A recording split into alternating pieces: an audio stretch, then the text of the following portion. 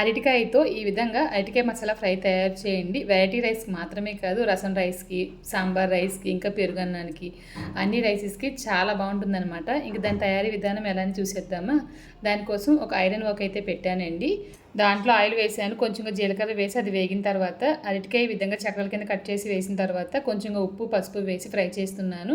నేను ఉపయోగిస్తున్న ఈ ఐరన్ వర్క్ అయితే ద ఇండస్ వ్యాలీ నుంచి పంపించారనమాట, వెరైటీ రైస్ తయారు చేయడానికి. అంతేకాకుండా ఇటువంటి ఫ్రైస్ చేయడానికి చాలా బాగుంది. మీకు కనుక కావాలనుకుంటే స్క్రీన్లో నాకు కూపెన్ కోడ్ కనిపిస్తుంది కదండి, వాళ్ళు ఇచ్చే డిస్కౌంట్తో పాటు మీరు నాకు కూపెన్ కోడ్ కనుక ఉపయోగిస్తే మీకు ఇంకా 12% డిస్కౌంట్ అనేది ఖచ్చితంగా ఉంటుంది. ఇంకా అరటికాయ ముక్కలు మూత పెట్టి ఒక 5 నిమిషాలు మగ్గనిచ్చానండి. తర్వాత దీంట్లో కారం వేస్తున్నాను, గరం మసాలా వేస్తున్నాను, కరివేపాకు వేసాను, కొంచెంగా అల్లం వెల్లిపాయ పేస్ట్ వేసానండి. ఫస్టే వీడియో క్లిప్ అనేది మిస్ అయిందనమాట. అన్నీ వేసిన తర్వాత బాగా కలిపి ఫ్రై చేశారంటే అంతేనండి, ఎంతో టేస్టీగా ఉండే అరటికాయ ఫ్రై తయారైపోయింది. మీరు కూడా ఒకసారి ట్రై చేయండి. ఇంకొక వీడియోలో మళ్ళీ కలుద్దాం. Thank you.